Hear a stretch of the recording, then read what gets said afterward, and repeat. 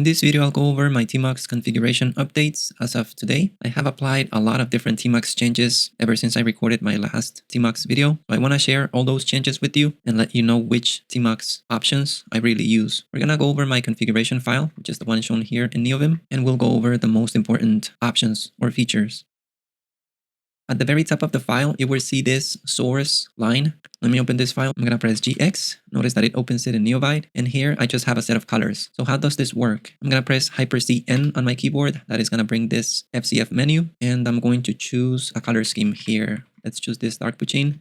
Just going to hit enter here. The colors are going to change everywhere in my system. That includes sketchy bar at the very top. tmux. Notice that the colors here changed as well. And if I quit neovim and reopen it, the colors are going to be applied in neovim as well. All of this is just part of this color scheme selector that I created, which is a series of bash scripts. When you're done watching this video, you can go and check it out. It's a little bit advanced, and I do plan to update this video, but all of the details are there. But if you don't plan on using this, just make sure that you don't source this file, or you're gonna get an error in your tmux configuration file. This is the tmux prefix key, nothing new there. If you get this warning in neovim, true colors are disabled, you can set this option. This one was really useful to support undercurl. So first of all, this was the configuration that I used in Kitty. Set your default terminal to the term variable. So this means whatever you have set in your terminal emulator. So if I run here echo term, you're going to notice that it's set to xterm ghosty. Ghosty by default is configured to use xterm ghosty, but this is going to set it to whatever you have set in your terminal configuration file. This is what adds undercurl support. I added these two lines. This is something that I use with the image.nvim plugin. This is what allows me to view images in neovim. Let me switch my color scheme again to the one that I was using, which is this one. Just gonna select it, and I'm back at my color scheme. This is also required by the image.nvim plugin, so I just have it there, this visual activity off. And the images that I'm talking about are these. Let me switch to this other tmux session, which is my Obsidian repo. Notice that I have an image here, it's rendered. If I scroll down to the next image, I can also see this image inside neovim. So that's what these options are for. If you want to learn how I view and paste images in neovim, I paste them in different formats. AVIF, PNG, WebP. I have a video with all the detailed steps. I use 2 plugins and everything is covered here. The alternate session, I switch between the last 2 sessions a lot, and I used the space key in the past. So this means prefix space. Notice that that switches me over to the alternate tmux session, prefix space. But now I have a faster way. If I type the shift key here on my keyboard, you can see my pinky on the left hand side. If I tap that, it's going to switch me to the alternate tmux session. And the only reason I did this is because I execute this emap way too often. Again, if you want to know how I do this, I have a video in which I explain everything in detail, and it's the video shown here on the screen. Okay, so moving on, Vim navigation. When you're in scrolling mode, of course, you want to use Vim motions. You want to search as well, and type B for visual mode. This is what enables that. You can set the border lines. I just set them to single. I'm going to show you why in a minute. The pane border indicators, you can change that as well. Here are the options above. Now this one below is really cool. It's something new that I implemented in my tmux configuration. This focus events, if you set it to on, this allows for tmux to respond when the terminal window gains or loses focus. So what do I mean by this? This is related to the lines that you see here below. If you want to change the color of the focused and unfocused panes, this is how you do it. Well, at least this is how I do it. Notice that I'm referencing a variable here, but if you don't use my color scheme, just specify a hex color and you should be good to go. So how does this work? Going to switch to my home tmux session. I'm going to open different background color depending on if it's focused or not. So if I switch here to the left, bottom to the right here, I switch back between the different panes, you're gonna see that the color changes. So it's just easier to see where you're at, where your cursor is at. I don't use tmux panes too often, but when I do, it's nice to see where you're at. This is if you want to change the colors of visual selection and choose tree. This doesn't work quite well for me because I use the capuchin theme and it seems to be always setting the colors back to the theme. If I open right now the choose tree, you're going to notice that the colors are different and these are the colors that I want. But if, for example, I open a new session, let me just close this one here and I'm going to open it again. Just do it with the key map, Hyper-TL. I do that with Carabiner. And if I open choose tree here, notice that it's going to have the capuchin colors. So I haven't figured that yet. But if you know how to fix it, let me know down in the comments. Now this is really useful for me. I have used this for quite some time now. When I open choose tree, I want the item sorted by time. So that means that the latest used sessions show at the top of the list. I just added this session underscore windows because I just want to see the session name, nothing else. I don't care what panes I have on each session. This is all I want to see. This is something that I'm waiting on. This -y flag allows you to close sessions without confirmation, because every time you close the session, you get a confirmation message. So this flag gets rid of that. The change has been implemented by the tmux maintainer, but it hasn't been released yet. So it's going to be available in the next release. If you want to find out more about all this, you can go to this link and you'll find all the details there. I just realized that I duplicated these comments. I'm just going to delete this and I'm going to paste it here. Just let me show you what I mean by confirmation real quick. If I bring up the sessions that I have and I want to close this session, for example, I get a message on the top, kill session, and I have to type Y. I don't want that. I just want the sessions to be closed without that message. There's another way of doing this. If, for example, you tag the sessions with the letter T, you tag all of them, then you can close all of them at once. Notice that it says kill 5 tagged. I'm just going to type Y here, and it killed all of them. But I prefer this option better. By default, you close sessions in choose tree with the letter X, but I wanted to change that to the letter D, so I just replaced it. Notice that the D is here, and the D is also here, and here you just specify the one that you want to change. I also changed this other one. I want to use capital D instead of capital X to delete all tagged panes.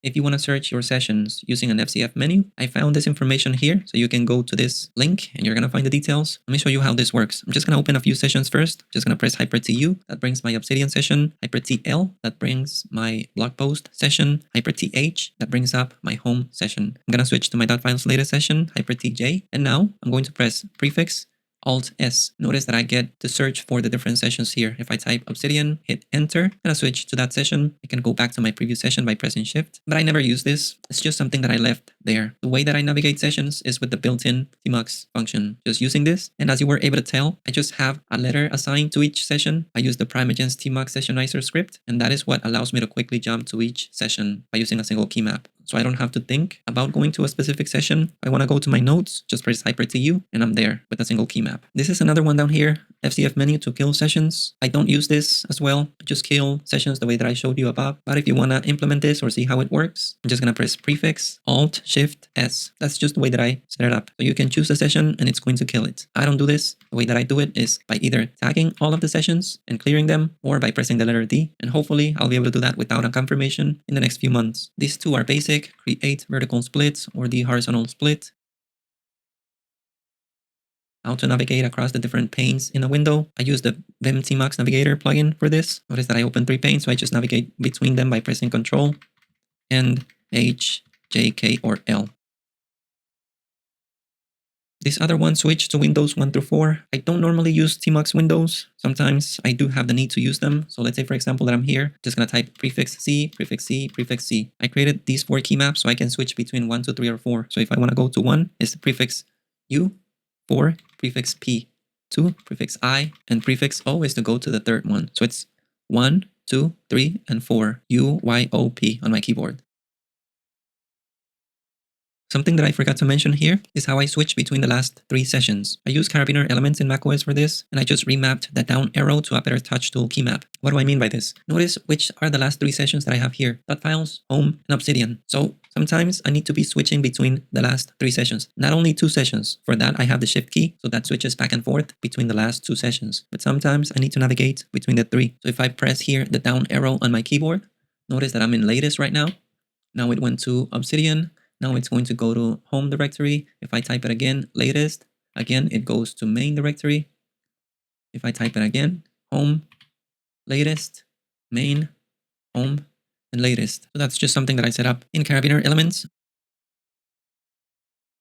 Okay, so let me move back to where I was. Now this is something that I implemented today basically. I was running out of control keys in tmux, like Control F, Control G, different keys that I use. So now I use the Alt key in macOS, which is this M that you see here. This stands for meta. So if I go to my home directory right now, Hyper-TH, I'm going to open 3 panes here. Prefix dash, I have 3 of them here right now. And I'm just going to press prefix Alt J. That's going to switch my layout. Prefix Alt K, going to switch it as well. And this is done with this. Notice that this is mapped to Alt. So meta is basically Alt. You need to configure this in your terminal emulator. Let me go to my ghosty configuration file, which is here. If I go to the very bottom of the file, you're gonna see this option here. macOS option as Alt is set to right. And the only reason why I set it to right instead of true is because I use the left Alt key in macOS because I do speak Spanish. So if I type Hyper E, I can use this tilde or whatever it's called, and I get this character. Or for example, if I press left Alt and N, I can get this character as well, which I tend to use quite often if I'm typing something in Spanish. But if you don't use those characters, you can set this to true, and both keys will work. In my case, the only one that works as Alt is this, the right one. That configuration can also be set in Kitty. In case that you're using Kitty, let me go down to the bottom here, set it to right. Or if, for example, you're using Alacrity, let me look for my Alacrity TOML file, and here you can set it as well in Alacrity. Notice that I have it set to both here, but you can set it to only right as well. Okay, so going back to the tmux configuration file is down here. That is the Alt key, and I think you're going to find that really useful.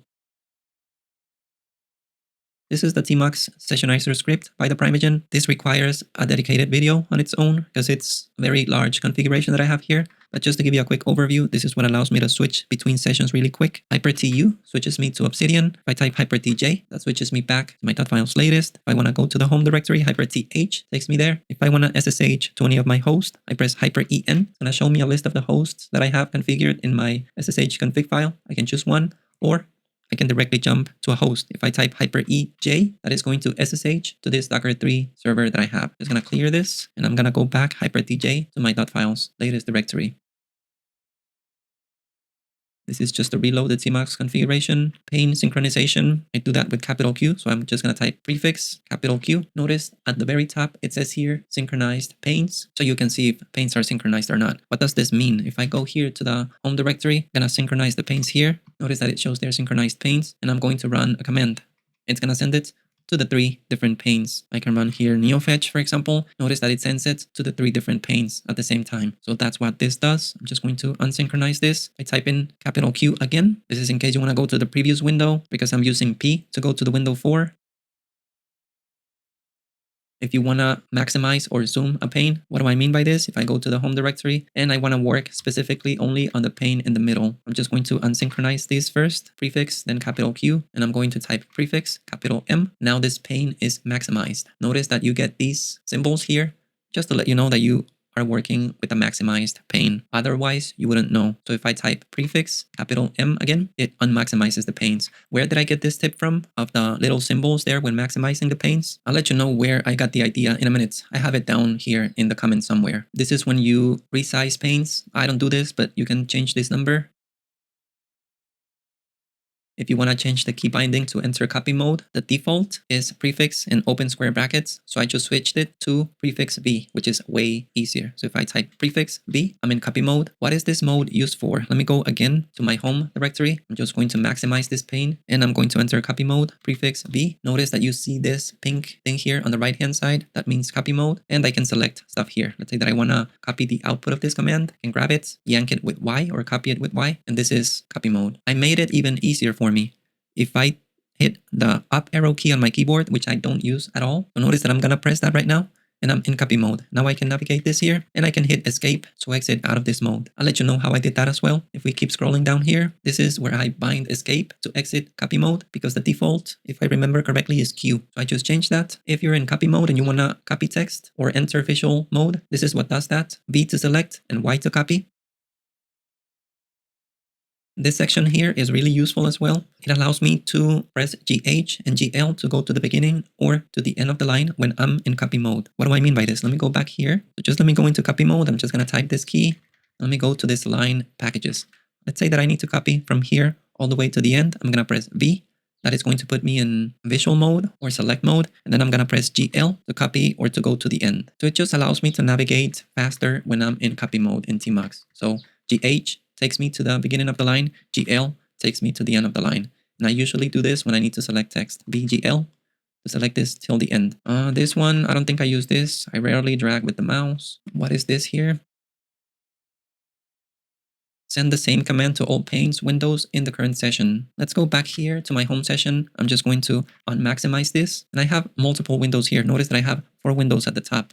So I can switch between the 4 different windows the way that I showed you before. If I want to send a command to all the panes, I do that with capital Q to synchronize the panes. But what if you want to send the same command to all the panes, but also all the windows? I configure this, Alt-E. Let's give it a try. Prefix, Alt-E. I'm going to type an invalid command here. Invalid command. So this should give me an error. So I just typed it in. Notice that it was sent to all the panes here. And if I switch to window 1, the command was sent there. Window 2, and window 4 as well. The other option down here is if you also want to send the command to all the tmux sessions as well. By sessions, I mean this. I'm in one session here, and I have other sessions here. Increase scroll history. New windows normally start at 0, but I want them to start at 1. I don't even know if I use this or not. Set G, renumber windows on. I do use this so that when you're closing windows, if I close the window number 2, let me go there and I exit out of it, notice that I have 1, 2, and 3. If you set this to off, you would be left with 1, 3, and 4. Enable mouse support to resize panes. I don't use this, to be honest. I was using this in the past. I'm not using it at the moment. I think I was using it with SSH devices, but I just left it on. I'm not sure, to be honest, if I still need it or not. This is recommended by neovim, so I set it to 100. This, I just want the tmux bar to show at the top. And here is the plugin configuration management. So if you're an advanced tmux user, you probably already have TPM installed. If you don't, there's plenty of videos out there that explain how to install tmux and also TPM. But if you would like me to make a video about it, just let me know down in the comments. What else do we have here down below? This is just the theme that I use. Remember that I said that I use Catpuccine. This is where I set my colors. You don't need to do this if you don't use my color scheme selector script. This is just something that I do to dynamically set the colors of tmux when I change themes. This is just the banner that is shown here on the right hand side. If you want to know how I set that up, I also have a video, display a custom tmux banner. I explain how I did that in detail there. This is just part of the theme as well. And what else do we have here? Other plugins that I use. vim-tmux-navigator. This is the one that allows me to switch between panes using Ctrl-H-J-K-L and tmux-resurrect. So if I close my terminal emulator right now, all of my tmux sessions are going to be restored when I open it. That's thanks to this plugin. And this allows you to save the sessions for you every 15 minutes. If you want to switch it from 15 to something else, you can do that here. And remember that this line has to be the very last one at your tmux configuration file. I forgot to show you where I got the zoom icons that I shared before. Let me go up a little bit. Let me go to this set tmux colors. This is where I set the colors dynamically in case you want to set them up as well. But if we scroll down here, you're going to notice that here are the icons when a pane is zoomed. I got this from this YouTube video from DevOps toolbox. Let me search for this and let's see if it shows up. Just going to grab this. And yep, this is the video, tmux from scratch. I would highly recommend you to check this video out. It has a lot of useful tips and tricks. And notice that following the same approach, I configure this pane synchronized option or the symbol, which is what shows when you are synchronizing your panes. But that is because of this right here. One last thing that I want to ask you before I let you go. You think tmux is a useful tool if you use it every day and if you love tmux? If you can, sponsor the project. I don't know the developer, but it's a tool that I use every day and it's essential to my workflow. So let's just show some appreciation. If you go here to the tmux repo, you're going to find here at the very bottom, well, not at the bottom, in the middle, sponsor this project. So if you can, go and do that. And if you did sponsor the project, let us know down in the comments. It would be nice to see at least a comment or a couple comments. If you don't have the option to sponsor it, you can at least start the repo by coming here to the top right corner. Now, where do you find my tmux configuration file? If you're new to the channel, you can find this in my dotfiles latest repo. It's shown here. And if you come here to the search bar and you look for tmux.conf, and this is the file that you are interested in. If you like my dotfiles latest repo, make sure to star it as well here on the top right. All of my configuration is public, including macOS, my terminal emulators, and everything is included in this directory, my neovim configuration. So you may find something useful there. Okay, so I covered all of the updates. I'm planning on releasing a video every year for tmux if there are new updates that I should go over. So next year, expect to see only new changes. I'm not gonna go over the entire file again. I hope this video was useful. That's it for today. I'll see you in the next video.